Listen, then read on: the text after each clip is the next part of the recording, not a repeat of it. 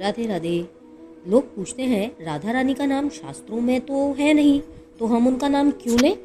अरे भाई, उद्धव जी जो मथुरा में 24 घंटे श्री कृष्ण के साथ ही रहते थे, उनके परम सखा, उनके मंत्री उन्हीं का कृपा प्रसाद पाते थे। जो स्वयं परम ज्ञानी थे, वो तक श्री कृष्ण का असली परिचय नहीं पा सके, तो हम और आप कैसे पा सकते हैं? उद्धव जी को भी श्री कृष्ण ने श्री वृंदावन धाम श्री राधा रानी जी और ब्रज की गोपियों के पास भेजा, ताकि वो श्री कृष्ण का असली परिचय पा सके। और जब उद्धव जी को राधा रानी जी और गोपियों द्वारा जो वास्तविक ज्ञान प्राप्त हुआ, उसके बाद तो उद्धव जी को ऐसा लगा मानो वो किसी भ्रम में ही जी रहे थे कि वो सबसे ज्यादा ज्ञानी है। असली ज्ञान और श्री कृष्ण का असली परिचय तो उन्हें अब जाकर मिला है, वृंदावन आकर। ये तो है ब्रज की लीला, नहीं जानो गुड़ को चीला, या मैं ऋषि मुनि गए हार, जपे जा राधे राधे। तो दूसरी तरफ जो लोग श्री गीता जी के ज्ञान की बातें करते हैं और श्री राधा रानी जी को उतना महत्व नहीं देते, तो वो लोग गीता जी के ज्ञान तक ही सीमित है। क्योंकि जहाँ प्रभु की वाणी श्री गीता जी पूर्ण होती है, उसके बाद से श्री राधा रानी जी की महिमा शुरू होती है। श्री राधा रानी कृष्ण जी की आराध्य, उनकी परम शक्ति है। ये तो सभी जानते हैं कि अर्जुन जी को श्री कृष्ण ने अपना विराट स्वरूप दिखाया और अपना वास्तविक स्वरूप समझाया कि श्री कृष्ण ही सब कुछ है, उन्हीं से सब कुछ है और उन्हीं में सब कुछ है।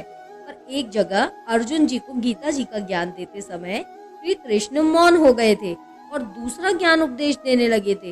महाभारत के युद्ध के बाद जब अर्जुन जी ने श्री कृष्ण से उस विषय पर पूछा, तो कृष्ण जी फिर मौन हो गए और कहते हैं कि पार्थ, मैंने तुम्हें अपने सारे रहस्य बताए, पर एक रहस्य तुमसे छुपाया। मैंने तुम्हें अपना वास्तविक स्वरूप तो दिखाया और वो मैं हूँ भी, परंतु मेरा एक सबसे निज स्वरूप भी है जो मेरे अति निज जन के सामने ही प्रकट है। हे अर्जुन, तुम मुझे अति प्रिय हो, इसलिए मैं तुम्हें अपना वो निज स्वरूप भी दिखलाना चाहता हूँ, परंतु जिसे दर्शाना मेरे अधिकार में नहीं है। अर्जुन जी ने अचरज भरे शब्दों में पूछा, प्रभु, ऐसा कौन सा रहस्य है जो आपके बताने के अधिकार में नहीं है? आप तो स्वयं सृष्टि के रचयिता हैं।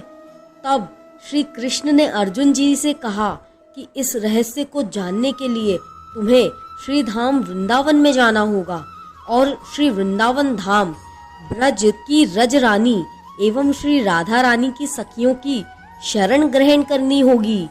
श्री राधा रानी जी की कृपा और उनकी सखियों की कृपा के बिना ये रहस्य किसी के सामने प्रकाशित हो ही नहीं सकता पार्थ।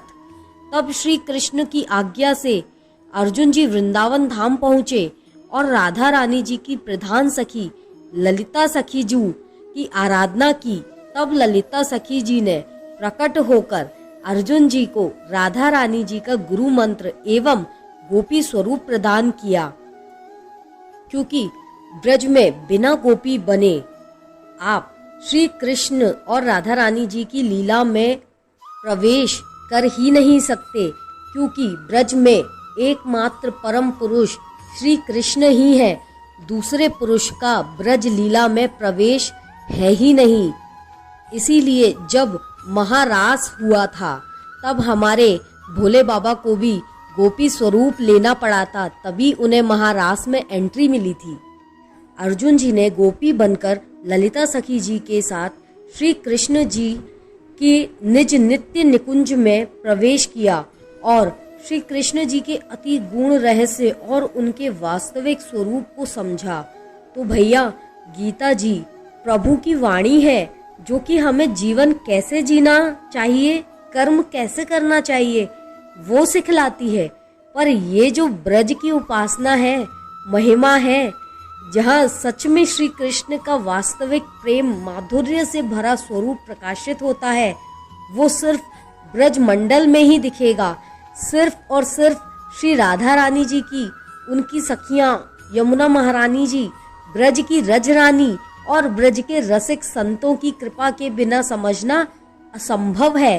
तो आप कितना भी कृष्ण कृष्ण कर लो, कृष्ण मिलेंगे कोई गारंटी नहीं है, पर आप राधे राधे कहेंगे तो कृष्ण जीवन में एक बार अपना अनुभव जरूर कराएंगे, और ये श्री कृष्ण की गारंटी है।